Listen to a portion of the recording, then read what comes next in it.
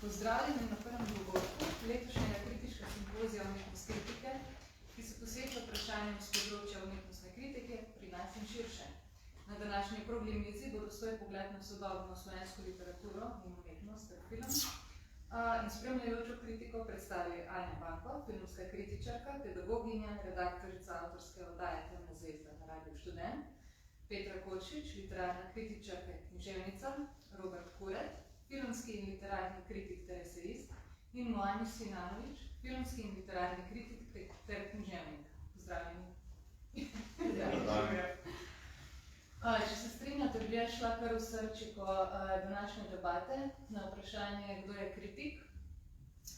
O prebiranju vaših prispevkov sem opozila, da je pač nek vsebinski presek, ki bi ga lahko, mislim, opažate vsi nekaj podobnega, imate pa različno preimenovanje za to.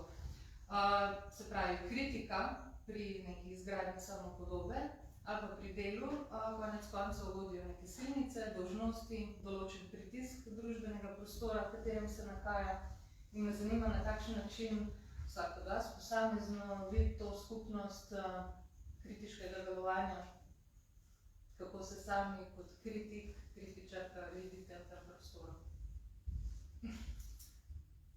Izvoliš.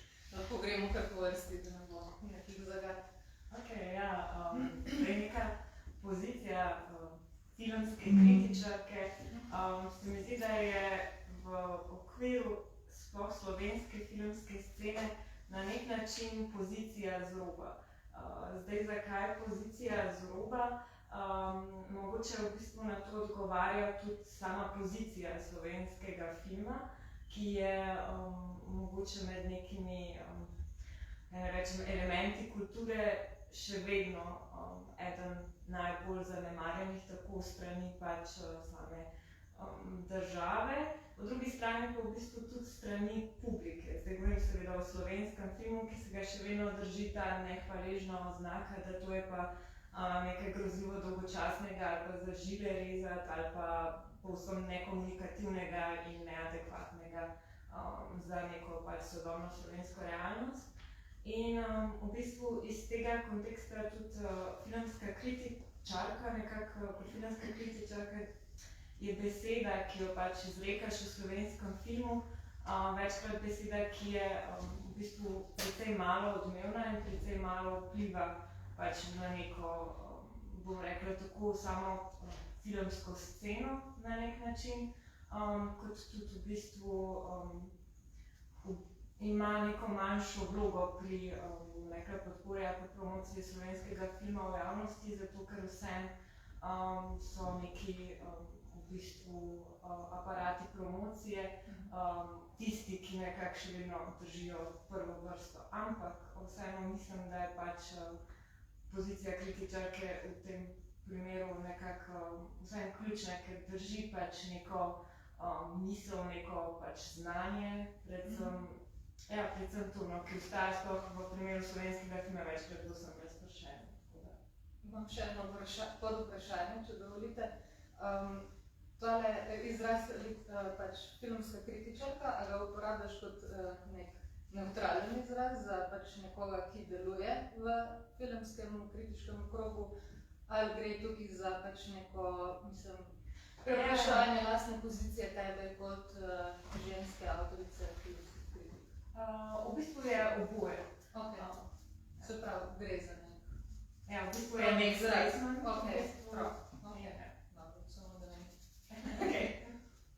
Ja, kolegica je predvsem izpostavila pozicijo pač, filmske kritičarke.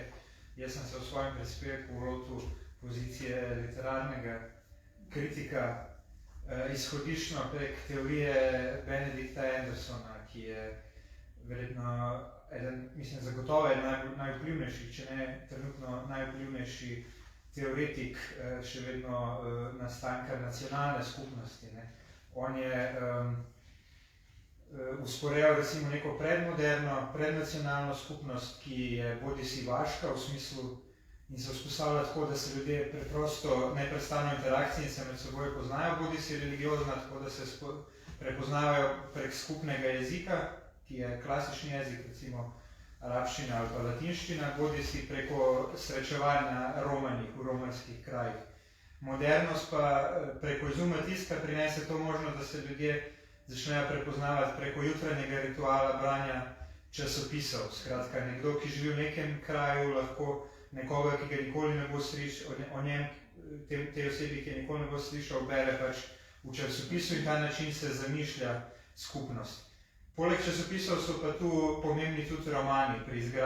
Roman je pravzaprav neke vrste narodotvorna, literarna vrsta, kjer lahko ljudje v nekem praznem prostoru, času sobivajo, ne da bi se srečali. In na ta način tudi poteka zamišljanje te abstraktne, tako imenovane, recimo, nacionalne skupnosti. In jaz opažam, recimo, da slovenska nacionalna identiteta v nekem smislu še ni toliko razvita, kot so nekatere starejše, nekatere večje, pri nekaterih večjih ljudstvih, recimo zahodno ali pa srednjeevropskih. In tudi, da pri nas, kljub temu, da imamo seveda dobre romane, imamo nekaj velikih romanopiscev, ni vzpostavljena ta figura, oziroma ni vzpostavljena nek habitus, da bi se serijsko delali dobri romani v primerjavi z recimo s poezijo, ki je bolj predmodern žanr in je pri nas po mojem vrhunska. In podobno po mojem zaradi tega, ker se ta abstraktna javnost pri nas ni vzpostavila, tudi kritika ovirajo razni pritiski, ki so predvsem samocenzurne narave, če tako rečem. V smislu, da kadar kritik recimo nastopa v javnosti, še vedno ne more pač ločiti tega abstraktnega, razsvetljenskega javnega prostora od svoje pač neposredne bivanjske skupnosti, v katero je vpet. Skratka, v prvi vrsti je ovira neka samocenzura pogosto, zato so številne recimo kritike nekako dokaj omledne, nekaj mencajo in tako naprej. In ja, predvsem sem se temu vidiku posvetil, pri čemer seveda ne gre za nek institucionalni pritisk cenzure ali pa za neko neprofesionalno strani urednikov ali pa revij, ampak predvsem za ta nek ponotranjen kulturni kod. To je bila moja glavna teza. Ja, meni to vprašanje najprej tako predstavlja neko zagato, samo mogoče tudi zato, ker sem ga tudi jaz, se pravi, kdo je kritik, malo naivno razumel, potem pa mi je dost pomagalo ta Deleuzev nek začetni tekst, to Nietzschev, kjer on to vprašanje, kdo v resnici preformulira v to, katere silnice prečijo tega, pač, ki je to. In v bistvu je tukaj tudi zanimivo to, kar si ti rekel, se pravi kritik kot nekdo, ki pač, se pravi, ni nek abstrakten, onkrajen duh, ki pač neko literaturo popisuje, kar se mi zdi, da je tudi v slovenski kritiki dostakrat problem prek nekih motivov in tem, ampak ki se in literaturi in kontekstu okoli nje izpostavi pač kot neko telo, se pravi, ki pač doživlja vse te silnice, ki se dogajajo, ki pač lahko prihajajo iz teksta, čez tekst, ki se v tekst zapisujejo, se pravi pač, da tekst razumemo v nekem tem bartelskem smislu, da se piše pač mimo avtorja in da se pač v njega zapisuje pač neka ideologija, nezavedno kakorkoli.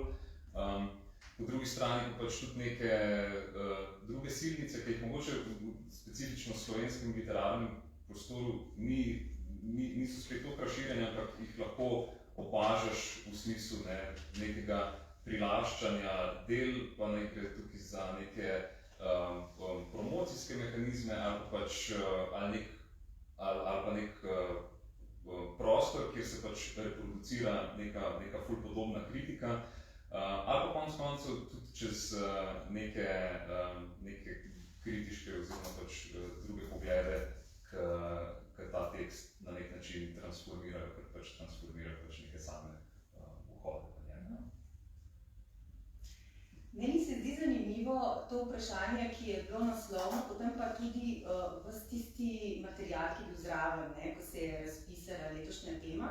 tudi v navezavi z lansko, ko je bilo vprašanje, kaj je kritika. In ta vprašanja so na nek način, ja, tako kot ste tudi predhodniki omenili, zelo tako ohlapna se zdijo, po drugi strani pa odpirajo ogromno možnosti premisleka, tudi metakritike potem, ne.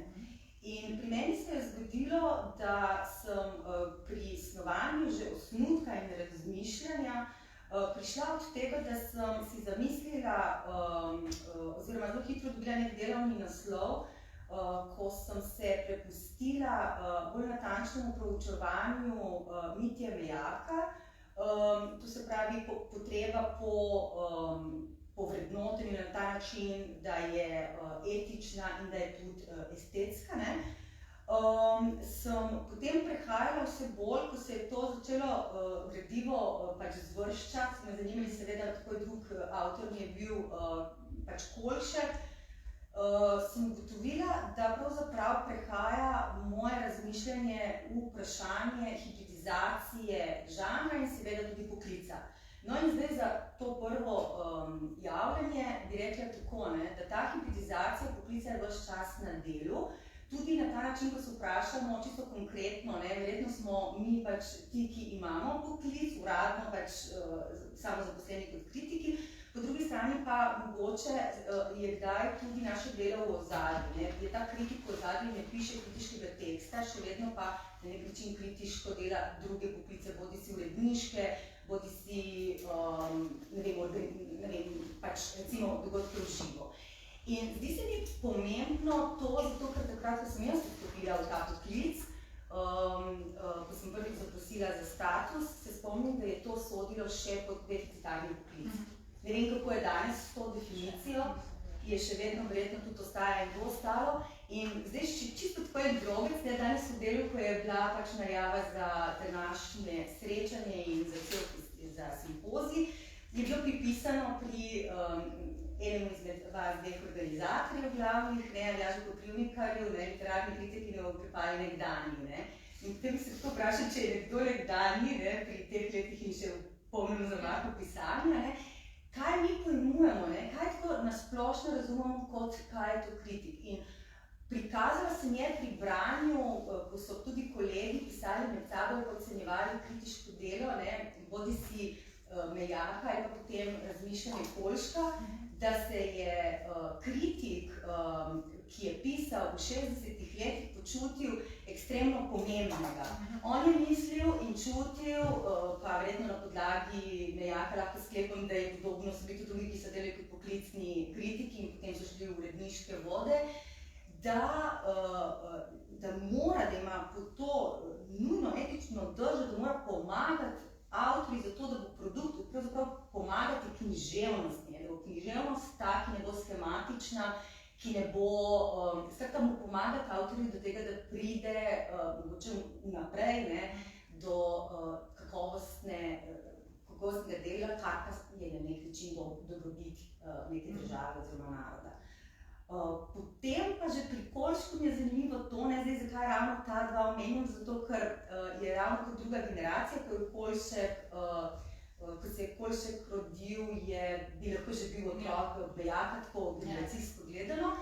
In je eden izmed teh, ki je vsaj, ne vem, v moji starosti, to se pravi 45 plus, v zavesti ostal kot močno kritiško ime, pa ni dobilo nagrade. To je potem še neka druga vprašanja, ki se nam nagrade Prešernovega sklada, kar Mejak je, ne, kot prvo leto, ko je bila razpisana in to se mi zelo pomembno, ker recimo včasih ne vemo, kdo je, pa je to nek ugled, ki se morda kaže ali ne kaže in tudi neki prispeva k temu statusu ali pa samo prepričanju, kdo je kritik. No in pri Kolšku se mi zdaj pa zanimivo to, ne.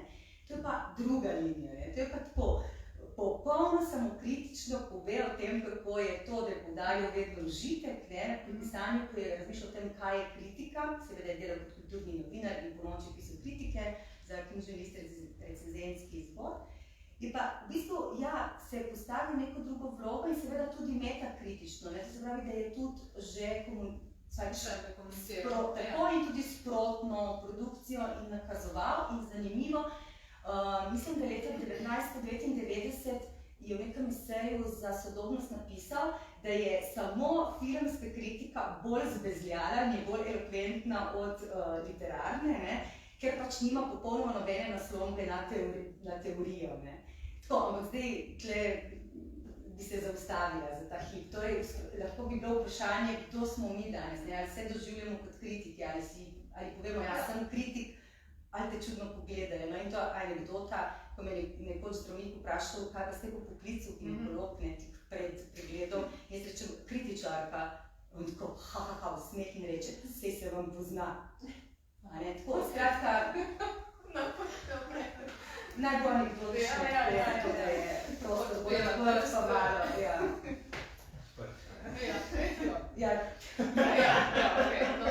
Pesniška svoboda je se odprla. Jaz bi zdaj tukaj v tem momentu, ko sem slišala vse, kar mislite in živite, lahko se ustavimo pri tem, da je naš prostor nekako isti, ne? Čas se je pa spremenil, tudi v navezavi na Mejaka, pa na Vidmarja, pa Hermannerja, ne? Se pravi, čas velikih kritikov, ki so imeli na nek način neko vladanje na tem, kakšen naj bo kritik, oziroma kakšno naj bo vrednotenje, se je pač zdaj po letu 90, oziroma tam nekje, začel pač pršiti. Se pravi, zdaj imamo polno gotero kritiških glasov v majhnem prostoru, ne? Ampak te glasovi, ki so mnogoteri, so pa tudi zelo v bližini nekih drugih funkcij, kar se pa tudi vsi omenili. Zdaj, mene zanima, kdaj se vam zdi, da si sam kot kritik ali pa kritičar pa preblizu nečemu, da bi lahko nekaj samozavestno vrednoto brez nekih vplivov, kdaj ne. Zanimalo bi me pol, Petra, tudi pri tebi, ki si to pri Mejaku omenjala, kako se je v bistvu oddalil v enih slučajih. Lahko pa boste pa še drugi v bistvu komentirali to. Mislim, meni se dela zanimivo, kako je pod eno izmed kriterijev Mejak izpostavil, da obžaluje, ko je delal kroniko, on je pač to imenoval kronika, ne? Kako je izpostavil, da en človek ne more imeti pregleda nad celim desetletjem in da potem so gotovo nekatera dela, ki jih ni obravnaval iz več razlogov, ki so osebni, no, pomanjkanje časa oziroma preobremenjenost, in ta drugi je osebno poznanstvo. Sicer, kako zdaj točno, jaz res ne poznam, tudi nisem tako neki poznala, slišala kakih zgodb in to jaz ne vem, ampak se mi zdi, že to, da zapišeš, verjetno gre za neko higieno, ne.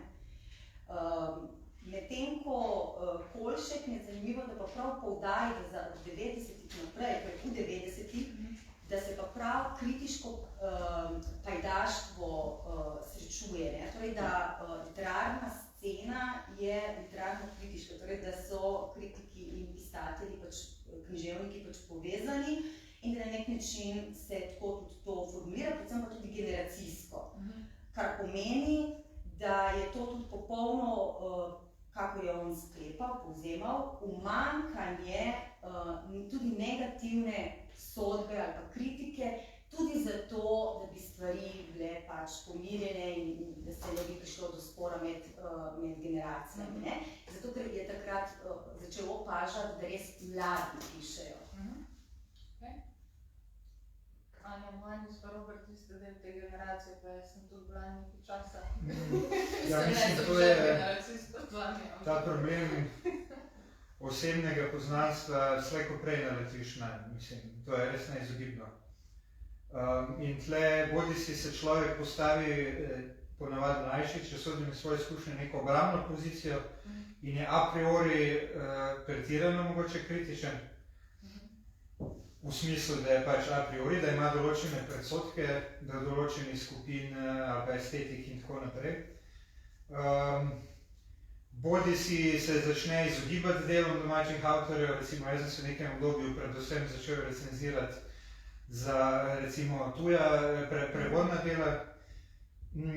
To recimo pohvaliti delo svojega nekoga, ki ga poznaš, se mi ne zdi samo po sebi problematično, če znaš to utemeljiti. Literarni krožki so vedno obstajali, ljudje so si vedno, prijatelji so vedno med sabo pisali kritike. Problem je, ker ne more nastati zaradi recimo teh nediferenciranosti in majhnosti prostora več skupin, ki bi lahko to potem nazaj spodbijala, pa bi nekdo drug nekaj vmes in bi se potem iz nabora nekih stališč nastal nek konglomerat, iz katerega bi lahko bralec kritik izluščil nekaj pač bolj zanimivega, nekaj filtriral. Je pa pač, to se ne bo spremenilo, po mojem kmalu, in jaz tudi ne vrednotim, a je prostor takšen, a je to dobro ali ni dobro, samo probam nekako opisati, kakor ga vidim. Je to stvar neke kilometrine, neke notranje distance. Recimo, zadnji sem šel na nek dogodek, ki sta ga pripravila Tomaž Grom in Nina Dragičevič. Z Nino sva bila par dni nazaj na pijači. Po dogodku sva se pomenila in tako naprej, rekla hvala, ki ste prišli in tako naprej, ampak vseeno sem pač izpostavil stvari, ki mi mogoče niso delovali na tem dogodku. Podobno pri Ari Adam, to je samo naključje, da ste obe ženski. Recimo je bila v konkurenci z mano za 2 nagradi in tako naprej in lahko bi se posvetil temu razmišljanju, kaj bo zdaj ljudje rekli. S tem delom si polemiziral, zato ker je s tabo v konkurenci, zato itd., ampak ne, pač. Edina stvar, ki tle preostane, je neka pač notranja distanca in legitimnost, ki si jo pridobiš mogoče z dolgoletnim delovanjem, pač pa tudi s tem. Legitimnost pa izhaja tudi iz tega, da si pripravljen priznati svoje napake in puščaš nek prostor v svojem tekstu tudi odprt. Pa, mislim, da je tukaj tako razlika, a gre pač ne pri tej neznosni bližini, a gre tukaj pač, mislim, ker je več vrst teh bližin. Lahko je, mislim, da je tako, v resnici najbolj problematično tista, vsaj kao za kritika, kjer se ti s človekom poznaš, ampak ne zares, ker se mi zdi, da če si ti na neki tej prijateljski, kukarkoli bazi, pač itak že neka ta mnenja med sabo izmenjuješ in nekako veš za to in ti je v bistvu pol mogoče še celo boljš, kakor neko to prepucavanje prek neke kritike in tega se mi zdi, da pač ne vzemaš načeloma za slabo, se mi zdi, da je bolj točno problem pri nekih teh polpoznanstvih, kjer nekega tega dialoga nimaš, ampak pač se na nek način poznaš in takrat vem, da vsaj jaz včasih mogoče zapadam v to tendenco, da si ful želim, da bi mi bila pač ta dela v resnici dobra, pač v bistvu kot kritik bi jim zelo rad najdu pač neke dobre stvari pri tem, tako da vsaj jaz imam mogoče to zagato. Je pa mogoče itak, mislim, bližina, zdaj se mi zdi, da smo šli samo v ta poznanstva, sej je mogoče tudi bližina na kakšnem drugem levelu, se pravi pač, da ti veliko veš o nekom čez neko delovanje na polju kulture, kulturne politike in tako naprej, in je potem tudi tukaj vprašanje, kako s tem rokuješ, ko prideš pač do dela. Ja.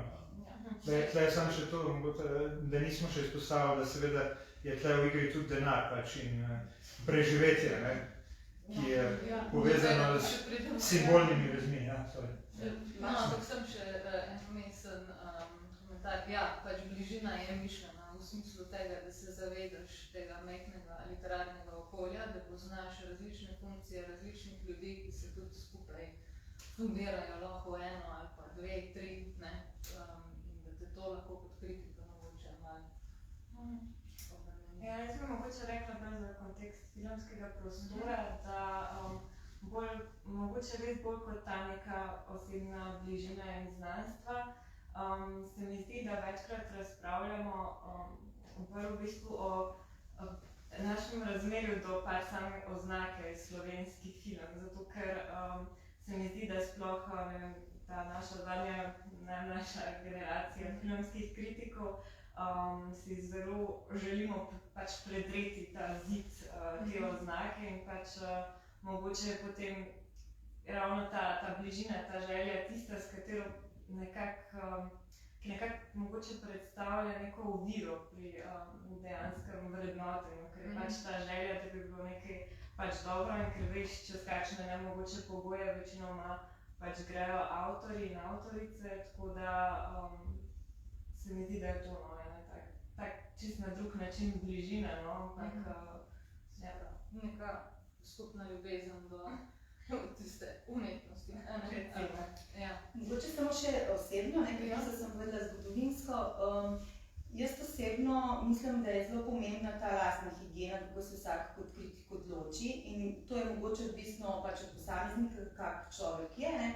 Lahko da je tudi to, ki je generacijsko povezano, oziroma zato ne bi mogla, ne vem.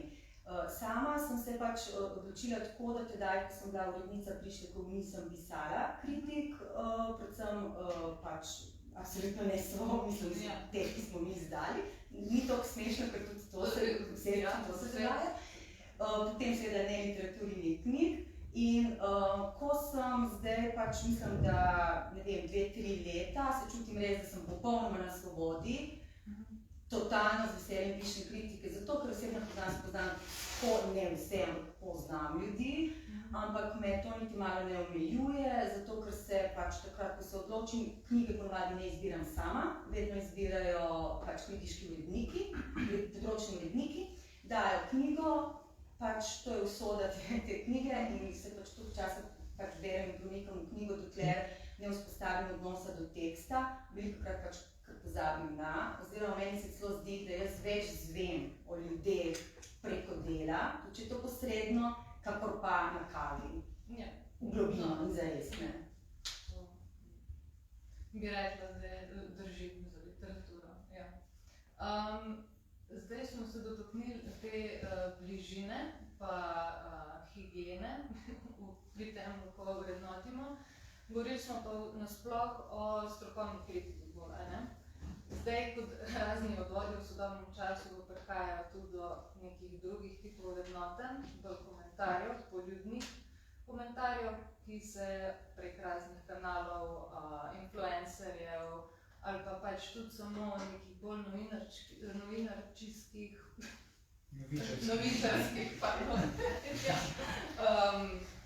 izdelkov v bistvu generirajo. In tukaj je pa v ospredju predvsem neka pozitivna kritika. Se pravi, izbor je pa tukaj, če govorimo o influencerjih, določene. Oni si sami izberejo nekaj. Zdaj, a se vam zdi to, da s tem pridemo do neke demokratizacije vrednotenja, da je možna tudi zgolj pozitivna kritika, ki samo pomaga določenemu pozitivno vrednotenemu delu, ali je to v bistvu dela bolj šibko, jo še bolj prši. Mislim, kakšen je vaš odnos do tega? Ali to lahko soobstaja? Jaz lahko tlej govorim in kot avtor in kot recimo pesnik in kot kritik. Kot pesniku mi je to absolutno dobro, da obstajajo več te stvari, ker so recimo zadnjo knjigo zelo pofurale. In tudi se mi zdi, da v načelu ni nobenega konflikta med tem influencerstvom in kritičarstvom. Nelagodje nastane zato, ker se sami kritiki težko, po mojem, včasih, pa ne govorim za vse, tudi jaz se včasih tako počutim, razločimo. A smo mi influencerji ali smo pač neki analitiki nekega dela. Spomnim recimo, če zaidem na področje glasbene kritike, ko sem pred 10 leti začel pisati o glasbi, pa ne pravim, da se tega dobro delal, na Radiu Študent, nisem, po mojem, skozi leta zasledil nobene negativne kritike, ampak je vsak si je izbral nek album iz nekega žanra, ki mu je načeloma všeč. To je skrajen primer. Ampak se mi zdi, da tudi malo v literaturi delujemo na ta način, seveda na srečo pač nepopolno, pa tudi ne pravim, da ima ta glasbena industrija pa literarni pogon pač, da jo lahko popolnoma primerjamo in da je tisto absolutno slabo, vseeno je Radio Študent ogromno naredil za področje glasbe, ne me narobe razumeti. Ampak čisto v tem smislu, distinkcija med influencerjem pa kritikem. Influencer si takrat, kadar pišeš o stvareh, ki so ti všeč, nočeš pa pisati tistih, ki ti niso všeč. In spet smo tepli v vprašanju samocenzure. Ja. Anja, kaj bi pa ti rekla na to, glede na to, v svojem tekstu govoriš tudi o tem, da je delo filmske kritičarke povezano tudi s promocijo. Ja, pa še to, tako pol vidiš, na primer, omenila si oddajo Popin, kjer je določen film recenziran kot popkultura, a mi javnost še zmeri vidi film zgolj kot nekaj popularnega oziroma popularno kulturo, ali še zmeri nismo na tisti točki, kjer bi ga doživljali kot umetnost. Ja, v bistvu pač problem filma je, da ga nekako ne znamo gledati kot umetnost in kot industrijo hkrati.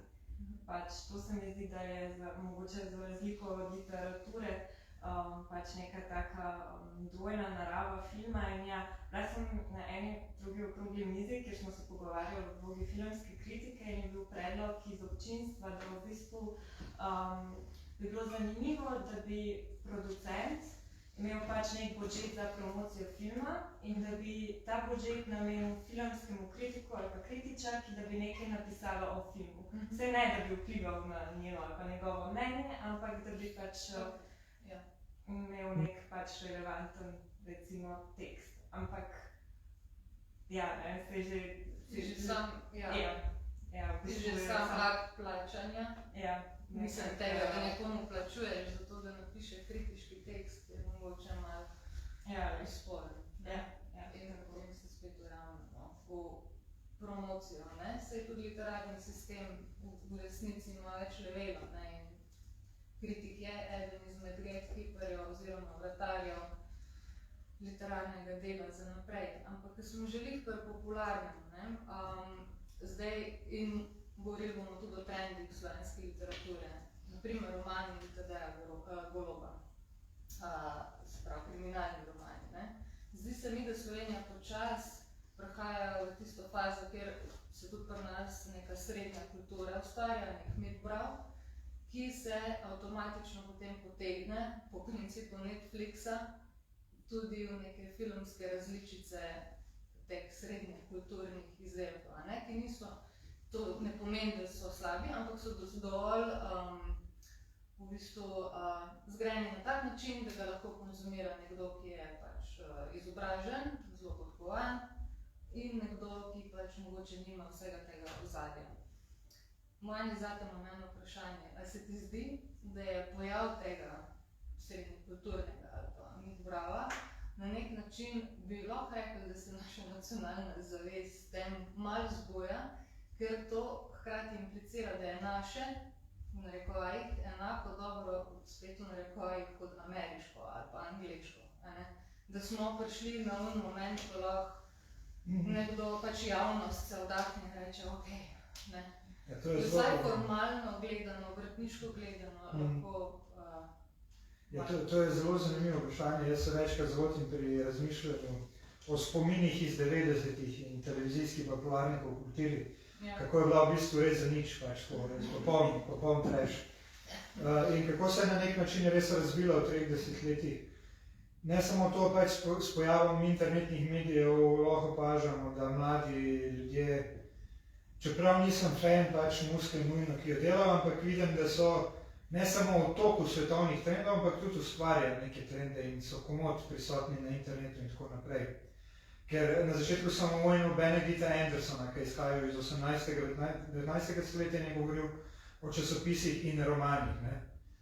Potem prostori, v katerih se, mediji, v katerih se pač zamišljajo te skupnosti nacionalne in vedno bolj nadnacionalne, so bili potem res filmska industrija, popkulturna industrija in danes seveda pač internet, ki je popolnoma, po mojem, v 20 letih sesul vsa pravila igre tega zamišljanja in če primerjamo nekoga, ki je rojen v času interneta proti koncu 90-ih, pa nekoga, ki je rojen pa 70-ih, pa se krega o nekih moralnih vprašanjih na Facebooku in to osebo sta pač to, kot da bi prišla iz dveh različnih svetov, tako kot da bi se jaz recimo kregal z nekom, ki je bil v drugi svetovni vojni, se mi zdi. Se pravi, medij, v katerem komuniciramo, po mojem, izrazito določa to, kako si zamišljamo sebe kot družbo. Zdaj, sicer jaz televizije ne gledam že 10 let razen tekem in težko ocenjujem, kakšna je ta produkcija, ki jo omenjaš, ampak sigurno se mi zdi razvoj nekega medija, tudi če zakasnel po narekovaj rečeno, pa spet ne govorimo o nekem vrednotenskem smislu, pomemben za to identiteto. Ja. Tukaj sem bolj mislila na to, da pač javnost kot taka se odziva recimo na te izdelke, in bistvu pozitivno, kar se v primeru slovenskega filma večinoma ni, ga jemlje kot dolgočasnega, zamorjenega, vedno nekdo nekoga posili, nekdo se naredi samomor in take zadeve. Mislim, to so pač neki predsodki o filmski umetnosti v Sloveniji. Čisto na kratko, no. Pač se mi zdi, da imaš tukaj pa nek drug problem in sicer neka ta fascinacija, v smislu končno imamo pa tudi mi to pa to pa to, kar pač imajo druge, ampak se mi zdi, da smo mi, tako kot neka kinematografija, premajhni za to, ker se sproducira pač po 10 filmov max, ali koliko celovečernih, da pač bi tukaj moglo iti v bistvu vse čist v neko drugo smer, ker enostavno nimamo prostora, da bi razvijali vse te segmente. Vsi pa tega javno želi, mislim, hoče imeti... Pustimo javno, to, kar se financira. Danes je Google investiral 2,5 milijona.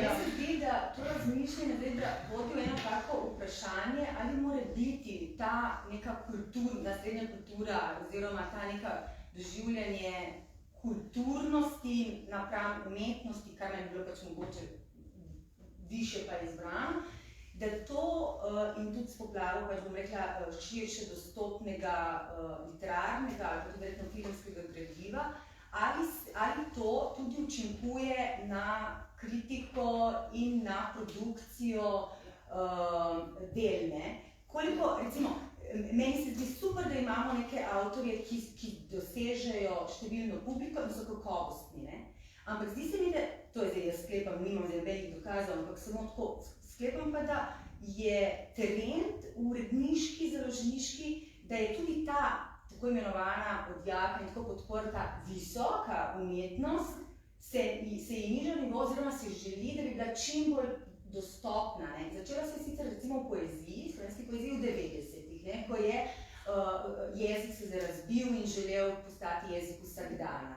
In potem danes se kdaj zgodi, da je marsikatera pesniška zbirka, sploh mogoče avtorja, ki je, ne vem, 70+, spregledana, ker je mogoče pretežka, prezagonetno že za samega kritika, kaj šele potem tudi za neko širše bralstvo. Zato, ker res stavimo na to množičnost. Jaz mi zdi, da tako en kup stvari bi se lahko odprlo, nek premislek, da verjetno tudi to učinkovanje je drugo z drugim, da je tisto, kar je najbolj ključno. Sobivanje sploh ni moteče, ampak koliko to eno na drugega vpliva in koliko se to topi v eno.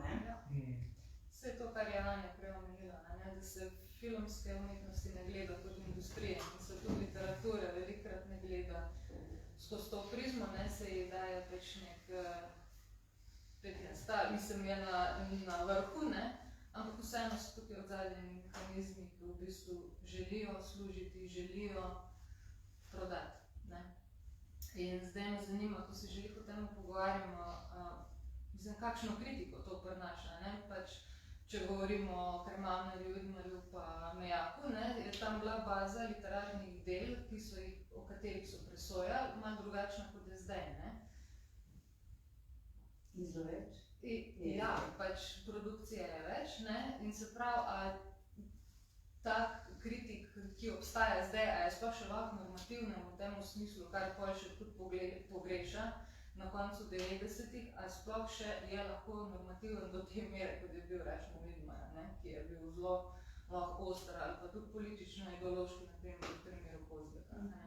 Mislim, do katere mere si kritik danes lahko sploh prvoš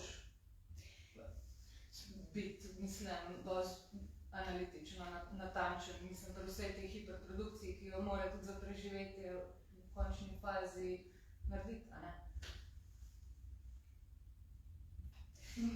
Mene se mi zdi zelo zanimivo, je tudi recimo Kolšek, ne, ima neko v glavi veliko ostalino te normativnosti ali pa željo potem, zato ker recimo pogreša, da se ni razvila v 90-ih, ne, torej v tem posamosvojitvenem času, kritika, ki bi temeljila na, torej teološka kritika, ne, za presojanje. To se pravi, že to, da sploh vzpostaviš, a je potrebna neka teološka kritika oziroma da je sploh to potrebno, to se pravi, imamo neke manjšine, skupine, ne, kamor bi lahko potem spadal tudi, in to zdaj, če gledamo naprej, ne, in queer teorija in tako naprej. To se pravi, pravzaprav že razmišljanje, da mora biti neka podmnožica, ki bo ocenjevala potem, kaj je vse ostalo, ali samo to množico. Teološki pluralizem je pa sprašavanje in zdaj... Tako. To se mi zdi ena stvar, ne. Druga stvar, pri tem, ki bi jo dodala k temu tvojemu, v bistvu, ker si tvoje vprašanje že nekaj premislek, ne. Druga stvar se mi zdi zanimiva to, da ne vem, koliko je sploh neke avtonomnosti dan danes. Mislim, da na resnih medijih naj bi, manj, v bistvu, kakaj je resnih, vse vemo, kaj je to je zelo koliškov izraz, ne, odločajo pač o naboru, ki bo šla v kritiške roke, to se pravi, kritikom se razdeli, ali pa knjige na policiji se lahko recenzira, ki jih lahko kritik sicer sam izbere to ali uredniški sosvet, ali uredniški odbor, ali pa urednik kritike. Tam je pač prvo se to in to se mi zdi pač recimo zelo pomembno. Kot drugo, ko imam še malo se nanašam ono, ko si prej vprašala, recimo neka dobra, recimo pač reklama je tudi recimo Bukla, ki jo velikokrat omenjamo, ne, kot nek primer stika s širšim občinstvom. Sploh za področje, zdaj kar govorimo vse za področje poezije, se zgodi to, ne, da tam mesta ne dobijo knjige, ki niso išle s pomočjo javne agencije, subvencije javne agencije za knjige, kar pomeni, da koliko je sploh tle potem, seveda je to samo en medij, ampak mnogo del mogoče niti ne pride. Jaz mislim, da smo zelo sploščeni. Mislim, da moramo postati kritični. Jaz vem, da je treba preživeti, tudi jaz pač tisto, kar mi ponudijo, oziroma tisto, kar je na voljo, so neki mediji, ki se jih lahko predlaga. Ampak kljub temu, da je toliko del in da je potrebno vse sito za selekcijo, še vedno se mi zdi, da so pa tudi dela, ki jih pač se zlahka spregleda, ker je toliko dejavnikov, ki vpliva na to, kaj bi šlo naprej. Ne? In mreže so povezane in so konec koncev povezane tudi akterji, ljudje se podvajajo. Ja. Jaz sploh pride do koga, ne? Ja. Jaz mislim, da je ta pluralizacija, ki je še posebej po mojem intenzivna približno v zadnjih 5 letih. V mojem pogledu je bilo 10 let nazaj mogoče še vedno relativno homogeno, ampak ljudje, ki ste dlje, imate spet drug pogled, pač to je normalno. Da je to pač dobro. Pač, sigurno ni dobro imeti neke strice, ki bojo pač tam vihteli svoj bič in pač ljudem dovoljevali ali pa ne na podlagi svoje avtoritete. Pač, kakorkoli so kritike, mogoče kakorkoli so izobraženi, analitični in tako naprej. Vedno lahko pride do, če uporabim to malo že obrabljeno sintagmo, zlorabe položaja. In meni se zdi recimo zadnje leta, da se so oblikovali tukaj različni glasovi, recimo, da lahko grem brati neko kritiko ne zaradi knjige, ki je obravnavana, ampak zaradi avtorja, avtorice, ki jo je napisal in to se mi zdi samo dobro. Po mojem pa moramo bi smeli zahtevati, če je bilo delo bolj plačano in bolj vrednoteno, da je kritik bolj gibčen, no? Da je hermeneutično bolj gibčen, da se zna priti pod kožo zelo različnim tekstom in jih razumeti skozi njihov notranji ustroj. Tako da jaz bi si celo želel še več mogoče te neke pluralnosti, ki bi mogoče pa pripeljala do tega, kar si ti rekla, da bi znali tudi izbrskati neke stvari, ki grejo s tokom, ki gre mimo nas. Ne? Ja, ampak kako pride do tega, pravzaprav, mislim, sigurno ne na ljubiteljski način, kar je sicer mogoče film poskušal v filmski kritiki, a ne, da sam iniciativno nekaj presojaš, ne? Mislim, mogoče bi tukaj izpostavila en drug problem filmske kritike, ki v bistvu nekako je vedno zavezana nekim, bom rekla, drugim diskurzom. Tudi pač, če pogledamo neko zgodovino filmske kritike v Sloveniji, je bila seveda najprej pač ustanovitvijo revije Ekran dosti podvržena pač francoskemu vplivu, Cahiers du cinéma in pač teoriji avtorskega filma. Kar je v tistem času seveda ustrezalo pač domači tudi kinematografiji, ne nazadnje je pač Ekranova filmska kritika takrat veliko pripomogla k pač, bom rekla, potrjevanju položaja ali vzpostavitvi položaja jugoslovanskega črnega vala. Kasneje pa se v bistvu nekako osvobodi tega francoskega vpliva, ampak pač potem v nekem tem drugem valu imamo tudi polno literarnih kritikov, ki so, recimo tudi Niko Grafner je pisal za revijo Ekran in mnogi drugi. Tako da v bistvu se filmska kritika kot taka nekako sploh ni nikoli zares osvobodila, ker tudi potem pa pač imamo Žižka, pa pač ta krug, ki piše okoli filma, zdaj pač ok, Marcel Štefančič kot še danes najbolj prominentno ime je pač postavil znamko Marcela Štefančiča filmske kritike, ampak ko pa danes v bistvu nekako pišemo o filmu, se mi zdi, da še vedno nimamo nekega čisto samostojnega pač jezika. Zdaj tle tudi manjko, ker recimo literarni kritik ima večinoma izobrazbo, primerjalna književnost, slovenistika, karkoli. Filmski kritik je pa ponavadi nek amater, pač v smislu ljubitelja. In mora nekako najti v bistvu šele svoj jezik, mora se ga sam priučiti spoznati, oziroma orodja, pač pojme, s katerimi lahko film misli. Ampak se mi zdi, da recimo tudi pri literarni kritiki, mislim, čeprav nimamo določenih šol, mislim, v končni fazi si kritik tudi izbere metodo, prek katere bo deloval. Vsaj tukaj ima izbiro, na nek način, mislim, sicer ne moramo temu reči, da je to nekaj takega, kot je počel Vidmar, naprimer, ampak recimo, mene zanima tudi to, kje se vam zdi, da je kritika lahko še toliko ostra, mislim, ali bo podržena eni ideji, da v bistvu brani neko družbeno srenjo. Mislim, sigurno obstaja, ni samo medla kritika, ampak je tudi tista, ki se pač zavzema za nekaj, ekokritika, queer teorije. Mislim... Ja, Robert je recimo primer, ki bere knjiga pogosto skozi neko filozofsko, psihoanalitsko prizmo in vedno najde nek vzvod tam vijak, ki ga pač drugače ne bi opazil tako naprej in je tudi suveren pa na koncu pri sodbi. Imamo pač posameznike.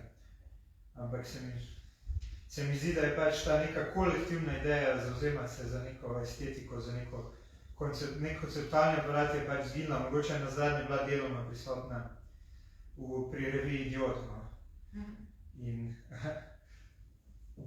Ja, sej moram reči, da se zelo veselim predstaviti Robertovega prispevka jutri, ker je zelo zanimivo opisal to delovanje kritika. Ok, ker smo zdaj že tukaj pri nekih pozicijah ali pa nekih bojih, Inti Anja in ti Petra sta nekako zavili v svojih prispevkih še nekam drugam. Se mi zdi, da je Petra pri tebi neka kritiški komentar tudi usmerjanje v izbor tega, kaj so kritiki, ki si jih obravnavali, pravzaprav dali v svoje razprave, kronike, zbirke.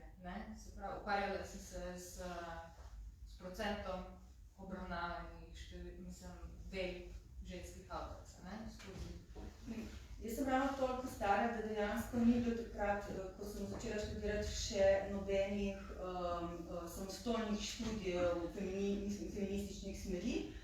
Pa me nikoli pravzaprav sam nek feminizem kot tak ni zanimal in se tudi nisem nikoli želela skozi neke kvote ukvarjati. Zdela se mi, da sem narojena v zelo taki emancipirani družini, kjer pač ženska ne potrebuje se nekam, ne vem, mislim, če se ne čutiš žrtev, nekako nimaš potrebe v tem, da bi številčil in kvotiral in tako naprej.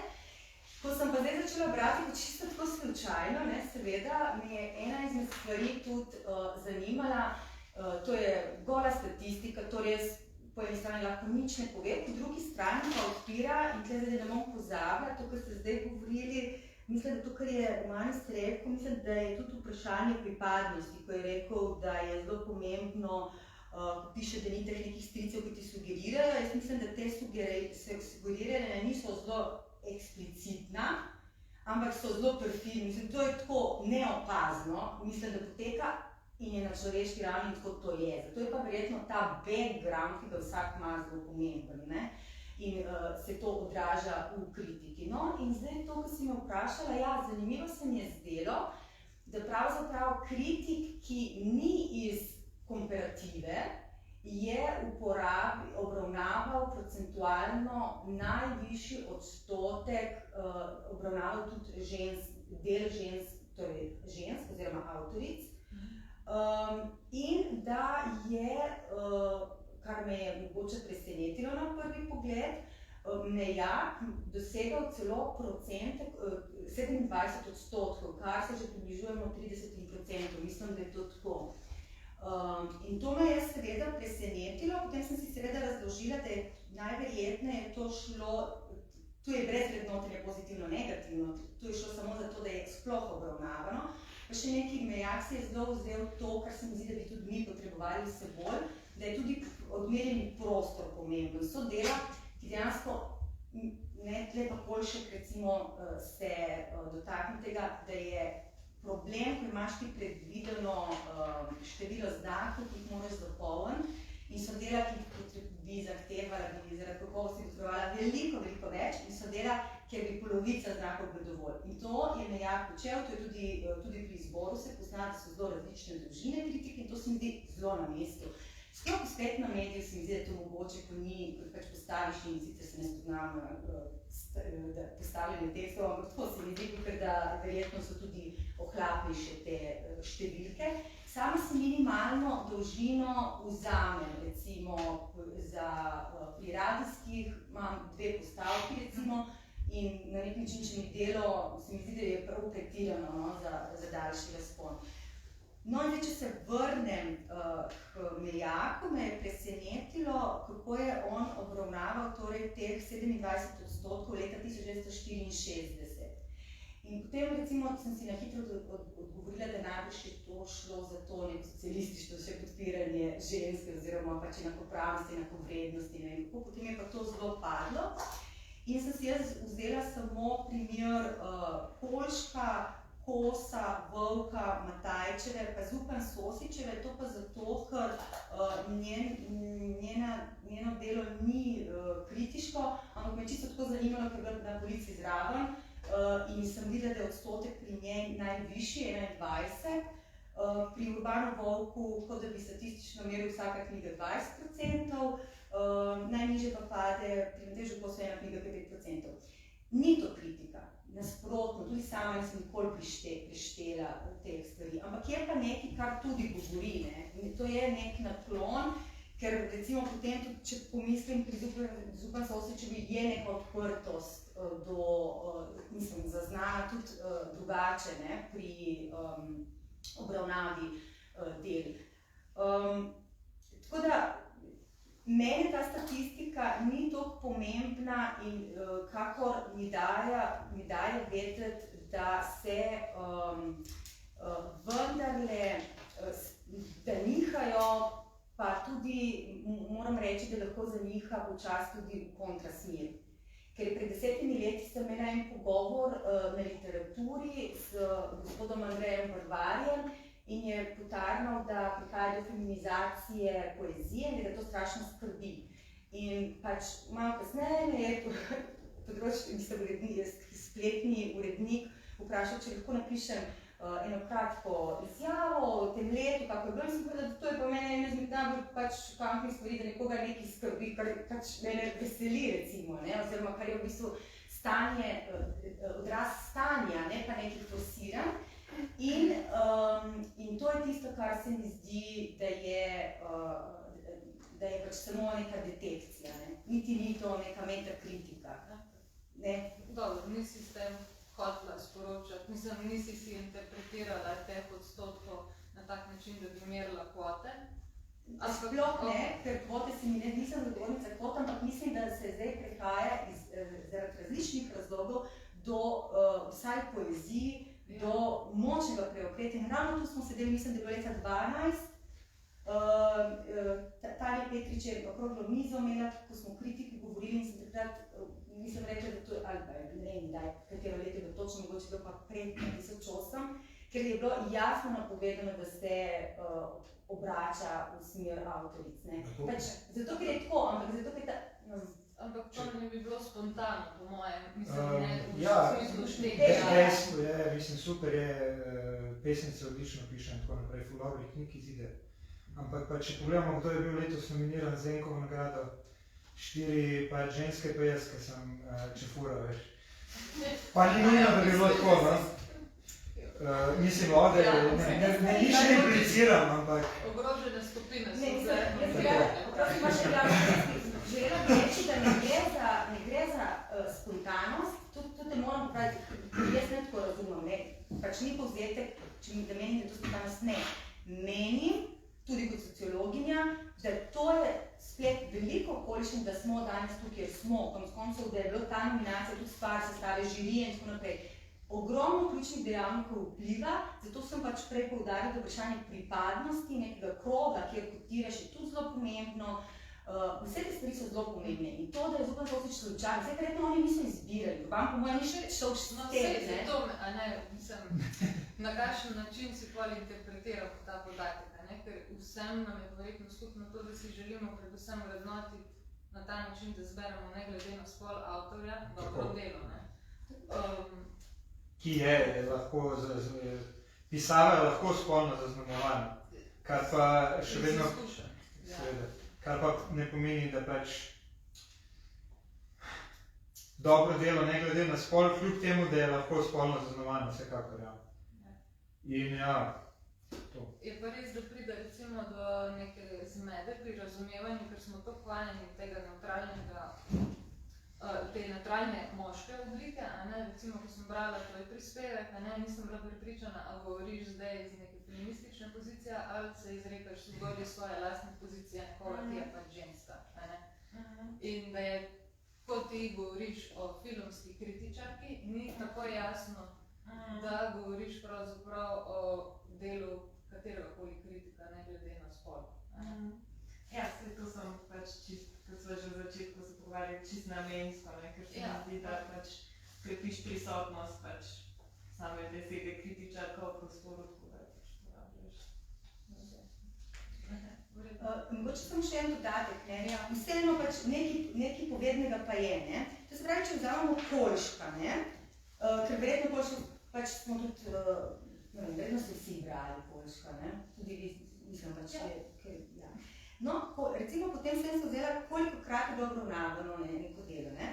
In zdaj mi vemo, da je on res tako pač veljal, vsaj tedaj na mojem krogu, za pomembnega kritika in je od obravnavanih žensk se dvakrat posvetil in izbral tudi potem v knjigo Minko Korenčan in Ifigenija Zgoričnik Simonovič, enkrat tako pač drugiško primek, ne, ampak Minka Korenčan, ne, skratka,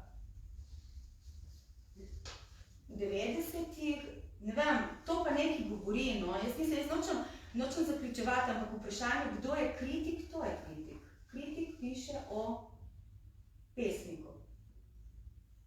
Ali o delu. Seveda, o delu, ampak ja, no, za cela 90-ta mi je žal, no, ampak si sem vam vseeno, mogoče so tudi mladi, da se ne spomnite, ampak jaz vas ne tako jemljem. Ampak se mi zdi, da ta podatek nekaj govori, no. V 90-ih smo imeli ogromno žensk že pisalo, ne. Tudi poezijo, dobro poezijo. Zdaj Minko Korenčan, a poznaš ti eno pesniško zbirko od nje? No, ali še s tem govori, ne. Vendar je to knjiga, ki bo ostala in vendar so to knjižne kronike, ki bodo ostale. Zato mogoče en tak poziv, brez zaključka, ampak poziv. Da se tudi to pregleda. Da se predvsem ne jemlje to kot gradivo, ki je edino, ki mora obstati na polici, pa ni, jaz svoje literature, mislim svoje literature, ja, neč ne kritiziram, ampak hočem reči, to je pač samo kritičen je treba biti. Ta obrat je bil mogoče, če se je zgodil ekstreman, ni tako pač, sem bral članek nekoga, ki je bil v se je gibal v literarnih krogih 2000, pa se že takrat so pesniki govorili, da ženska ne more biti pesnika, ta basically tako eksplicitno. Tako da to se je zgodilo pod vplivom hibridizacije verjetno prostora, pa tudi vedno večje globalizacije in upetosti neke zahodne tokove in to je super, ja. Je pa, kot si ti rekla, lahko se obstajajo določeni hakovci, na katerem moramo biti tudi pri tem pozorni, tako kot pri čisto vseh pojavih, ki se odvijajo pač v nekih simbolnih okoljih. Mislim, ker mene recimo mogoče malo zvode tudi to, da obstaja, ne vem, antologija ženske poezije, kot da je ženska pač neka posebna kategorija človeka, ki pač nastala iz dobrih namenov, da se pač žensko poezijo naprimer izpostavi, ampak vseeno, s tem, ko nekoga izpostavljaš kot žrtev, mislim, se ta subjekt začne tudi počutiti kot žrtev, do čim recimo je rasist to kot ti, nisem imela take vzgoje, da bi se kakorkoli lahko počutila kot manj vredno ali pa manj sposobno. Ampak samo da ti dopolnim, pa vendar, nekaj v tem, da jaz tudi tako gledam, pa vendarle je ogromno kritik prineslo srečevanje pesnice o pesnicah, ki je enkrat mesečno, kjer pa so razen Kobana, ki je bil po moje edini, ki pač ni biološko ženska, avtorica je bilo pač delo obravnavano. To se pravi, da zdaj pa pomisli, vseeno 12 knjig na leto, ali pa ne 10, je natančno prebranih z različnih gledišč, tam vsi komentirajo in tako naprej. Je pa ogromno potem tudi narejeno. To se pravi, nekje pa se tisto pozna, kar morda mi dve ne vidiva kot nujno in čemu se morda celo oddaljujemo ali pa zopostavljamo, ampak nekje pa to prineslo, ker vendarle je stanje danes povsem drugačno, kot je bilo, ko sem jaz vstopila na literarno polje. Eno je mogoče boj za pač določeno prepoznavnost, ampak ko bi prišli do enega levela, ker to ni več pomembno, bi pa po mojem mogli tudi nekaj s temi predoznakami. Tako. In to jaz mislim, da je ta naravni proces, ker jaz mislim, da se bo zgodil, če bo šel razvoj spiralno navzdol oziroma na boljše, ni pa nujno. Ena zamenjava in tako naprej se lahko hitro pač tudi spremembe, Ja. Čeprav mislim, da smo prišli do tega nivoja, kjer ženska kot avtorica ali pa kritičarka, se more še mogoče dokazati, ampak v glavnem se mi zdi, da ima iste naloge in težave kot moški kritik. Mislim, v smislu tega, mislim, da ima enako možnost sodelovanja pri tem. Ne vem, kaj ti misliš? Ja, ne vem, se mi zdi, da mogoče vsak pač v polju filmske kritike kot ženska, nisem nikoli začutila, da bi bila moja pozicija, da bi bila karkoli pač drugače obravnavano. Ampak ne nazadnje pa bi lahko rekla, da nas je vsem bolj aktivnih več žensk na tem področju. Sem morala reči ženskih filmskih kritičark, eto, to je v bistvu tudi ta problem. In isto, ko pišem tekste, eno napišem ženska režiserka, bo sem tako, zakaj ne? Ja, sem režiserka. To se uporablja in se sploh ne korigira, kar je spet simptomatično je to, Ja. No, zanimivo, ampak zdaj Čakajo nas še počrtaj. Ja, ne, to bomo opustili, v bistvu, da dokončajo. Zdaj se lahko spet vrnemo k skupnosti, kjer smo moški in ženske, vsi. Jaz bi se dotaknila še tega konkretnega obstoja kritika, kot nekoga, ki iz mesa in krvi in more preživeti. Na kakšen način se vam zdi, da vpliva pravzaprav to na vrednotenje, če je treba skozi več producirati, teksti so skozi bolj pravzaprav kratki, hitri. Ali sploh lahko prihajamo do neke točke, kjer bi lahko rekli, da je vrednotenje celostno, kot je bilo mogoče v kritiki v preteklosti. Do kjer mere, naprimer, so tudi vse te povezave s tem, kako pride do denarja, kakšni razpisi morajo biti vsi napisani za to, da recimo, da se tudi ta simpozij danes dogaja. Do kjer mere je v bistvu tudi denar tisti gatekeeper oziroma vratar, določevalec vsebine na koncu dneva. Ne vem, kakšne so vaše izkušnje v tem smislu,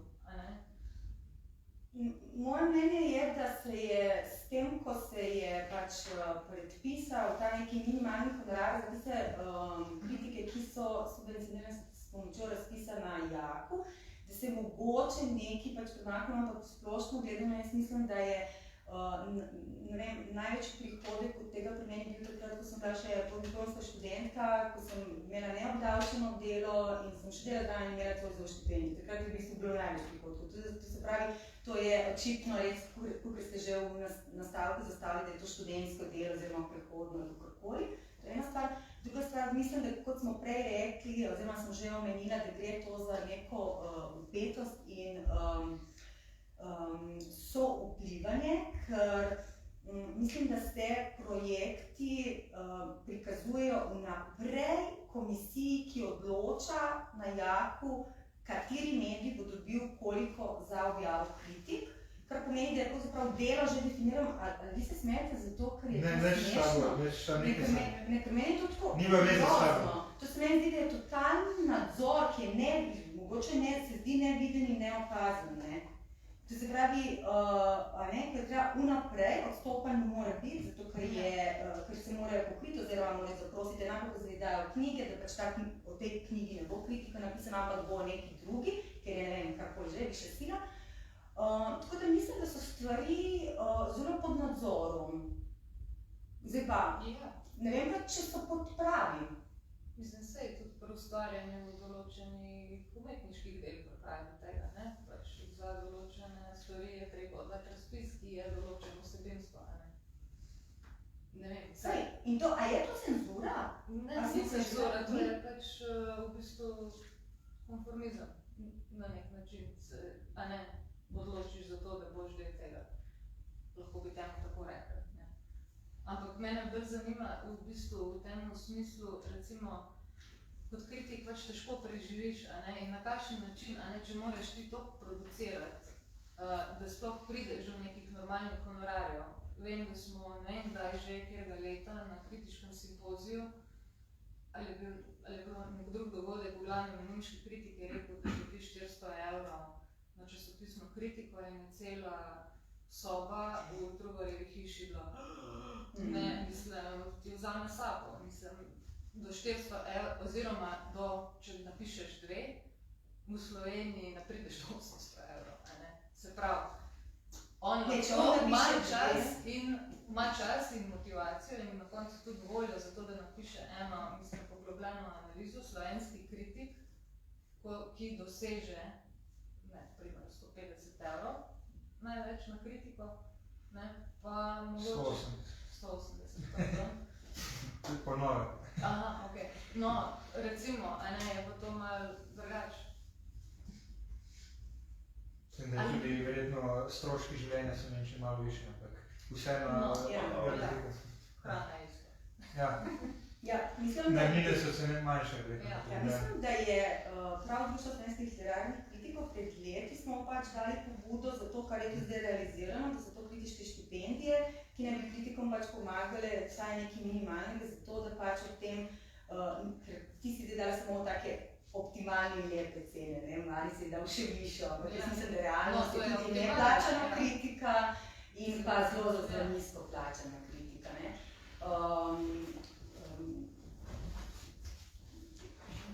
Fajn bi bilo, da ne bi to bilo tako močno zažirajoče se v življenje posameznika, da mu pač skratka, da nisi tako na minimumu, da te to pesti. To se pravi, da vpliva na tvoje pisanje.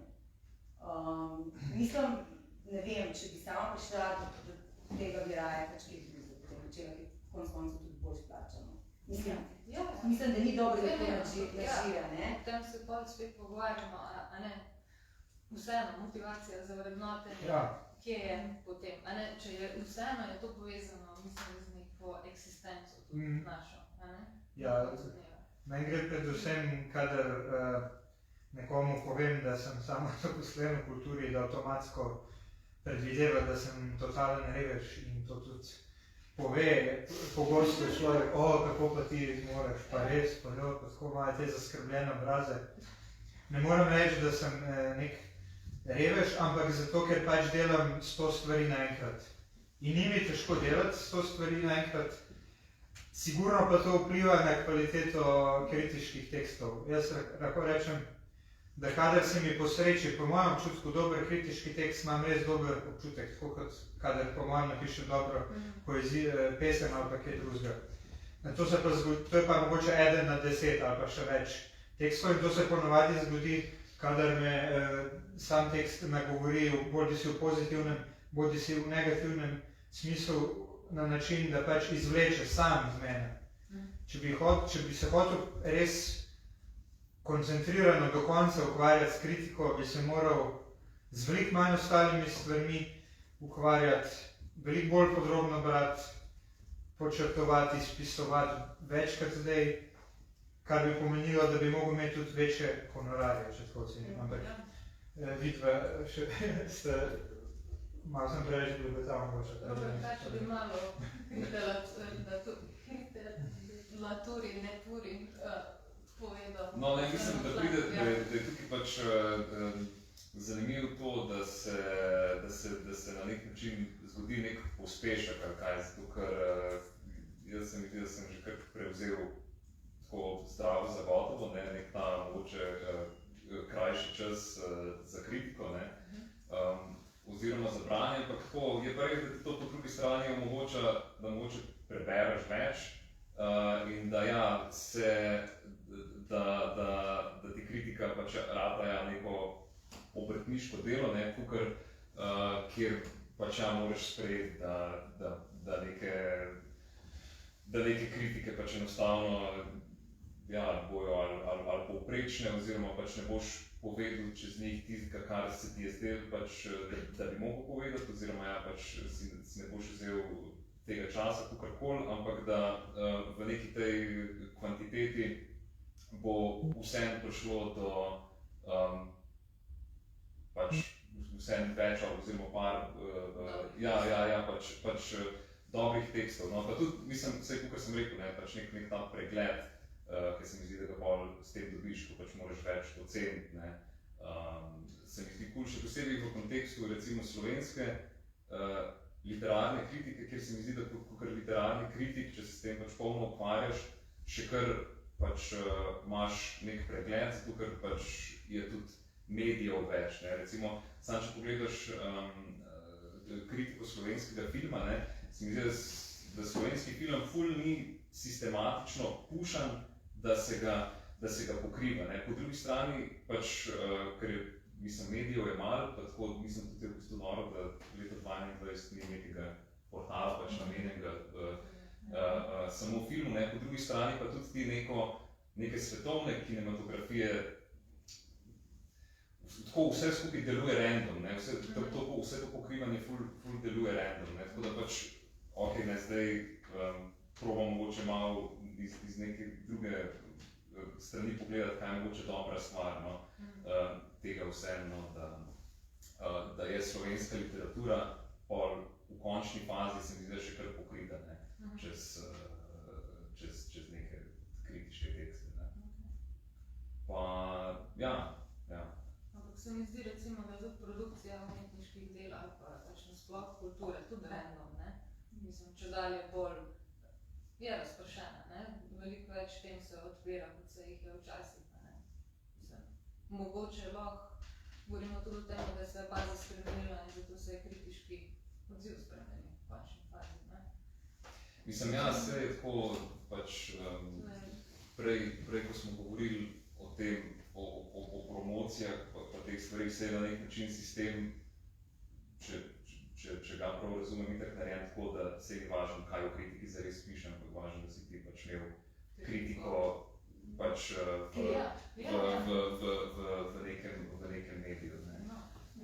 Upam, da ne bomo na koncu prišli do tega, da bomo sezname knjig, sezname kritik, pa bomo pol sam črte gledali in šteli. Kdo bi nam mogel random kritika generator. Ampak vse je malo to odprto, zato ker recimo festival Pranger je bil nastavljen tako, da naj bi to bile knjige vredne omembe, ne samo pozitivne. Ampak zelo veliko krat zdaj je avtomatsko, da nekdo, ki tam pač se napiše, to je ena izmed 9 knjig leta za Pranger, temu, da je lahko nekdo izbral čisto legitimno kot polemično knjigo. Ja. To je ena stvar, ker pač tako to deluje. Oziroma po Andy Warholu napiši, karkoli napiše meni, tudi vseeno za noč, se to prav napiše moje ime, ne? Ker je, in veste, koliko mislim, to je skratka stara stvar, ni nič novega. Ampak se mi zdi, da je nekako, nekje sem prebrala v teh zastavkih, če odrivamo negativno ali pa polemično kritiko. Jaz mislim, da ja. Jaz mislim, da je da se je zgodilo naključja, ko je pa moja kritika, ne vem, polemična, pa tako, takrat ni še na glavni strani objavljena. Vedno so neka naključja, ki se zgodijo, ali pa se zgodi, da neka druga knjiga iste založbe ima pa zelo pozitivno kritiko, pa je tam objavljena, ne, tako. Skratka, naključja se seveda zgodijo, mi moramo verjeti, ampak tisto pa ostane, ne, da se polemičnosti ne splača. To se mi pa zdi, da se včasih kompenzira s tem, da se polemizira proti nekomu, ki ga itak noben ne mara. Ali pa, ki piše stvari, ki niso mogoče v skladu z neko prevladujočo estetiko in tako naprej. In pa se, zdaj smo pa mi kritični. Ta kritik je pa polemičen. Kaj tak zbrcal že mrtvega konja. Ja. Da noben ni nič kriv in skupnost ostane cela, vas je vesela, tist, ki je izločen, ki je tako izločena. Na nek način, na tak način se te zdaj razumela. Mislim. Ja, pač nočem zdaj jaz, govoriti o vaškosti in temu, ker mogoče je to malo žaljivo ali takaj do ljudi, ampak v smislu, tako se neka homogenost ohranja. Čeprav ne si mogoče tudi za neko to, da bi se to polje mogoče bolj povezalo, bolj reagiralo drug na drugega, pač ja, po eni strani tak rabiš neko polemično kritiko ali kaj, po drugi strani pa tako se mi zdi, da bi se lahko v bistvu več citirali, navajali, tako malo veš, ti si to napisal, se mi zdi, da je ful nekega tega referiranja na neke zunanje ali tuje avtorje, ki v bistvu tukaj ostane v resnici brez odmeva, ampak tako vsi, ki ste za to mizo, pač mi vas je tako hudo brati in mi je tukaj tudi ta moment, ne, da se moramo konec koncev tudi mi zavedati, da pač ne izven Slovenije, še izven manj, itak pač nas noben ne bere, ne, in da je pač nek način galvanizacija kaj tega polja, itak to, da se tudi mi med sabo tako začnemo malo, kaj zvem, ali pač tako, da se malo mena, malo tako proti temu, kar je pa bilo v tistem članku in tako naprej. No, se ti si par let nazaj. Prej, recimo, ko si ti omenjala Vidmarja, pa Kermaundre in tako naprej, pa se mi zdi, da ti načeloma rabiš neko tako figuro, da ti pač tako polje požene na nek način v gibanje. Ne zato, da bo vzpostavil neko resnico, kriterij, kakorkoli, ampak čisto zaradi nekega tega dramskega momenta. Dramatizacija resnice. Tako je, evo, točno to. No, sej to nas čaka jutri. Zelo zanimivo.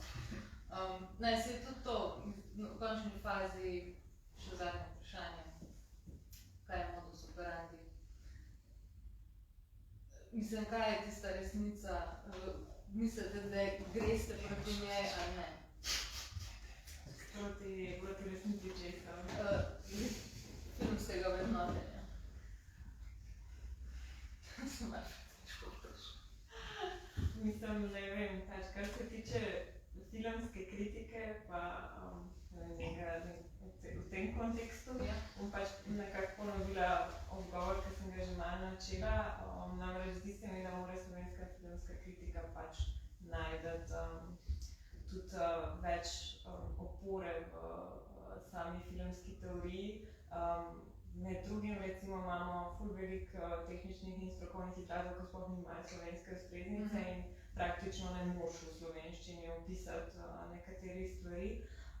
Poleg tega se mi zdi pač nujno, da bi se, ne vem, vzpostavili tudi neki študiji filmske teorije in filmske zgodovine, ker pač tudi znanje, ki ga pač imamo, je povsem naključno. Tako da, in kot tretji se mi zdi tudi, da bi mogoče filmski kritiki med sabo več komunicirati. Ekran je imel v 70-ih eno tako lušno navado, da so en drugmu kar malo odgovarjali pač v tekstih. Danes v bistvu tega ne počnemo, še redko, da kdo sploh pač, ker niti ni več tako, da bi dobil avtorski izvod revije Ekran ne bom, tako da in teksti tudi niso objavljeni na spletu, tako da ja, ni nujno, da sploh kdo od kolegov prebere tvoj zapis.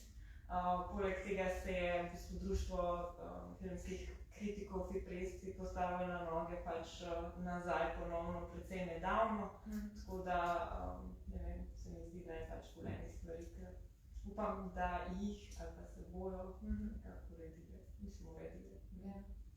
Se je zanimiva res ta položaj filmske kritike, ker si tako, ko pišeš filmsko kritiko v Sloveniji, pač nekega tujega filma, si vedno tako, pač zakaj jaz to pišem, in tako imaš 100 reviewjev, Guardian, IndieWire, karkoli že, ne, a boš zdaj zavzel nek ful specifičen pristop ali pa pač ne boš. Pa točno to se mi zdi, da pri nas imamo včasih res ta specifičen pristop, ker imamo to tradicijo teoretske kritike, kar je Žižka so imela in te ljudi. In se mi zdi, da je slovenski pristop k filmski kritiki lahko specifičen ravno v tem. Ja. Ampak to je sam intervencija. Pač zato, ker nekoč knjiga globalizacije moja do tega je seveda bila pomembna, kaj menja država, ne, seveda kritika je zelo različna, ne, film je bil sprejet, recimo, v Sloveniji, povsem drugače kot v Italiji, ne, to je bilo možno. Dan smo pa toks, so se te... Ja, ampak mislim, da se še vsajno... Ja. Ker sem zadnje leto šel na 2 filmske festivale, s tem sem šel Motovun pa na Ljubljanskega, se mi zdi, da se spet ločuje neka filmska ločnica med vzhodom in zahodom Evrope, ne. In z tega vidika imamo mi tukaj spet zanimivo neko interpretacijsko pozicijo, sami moramo še odkriti. Jaz sem to malo začel furati, bomo videli,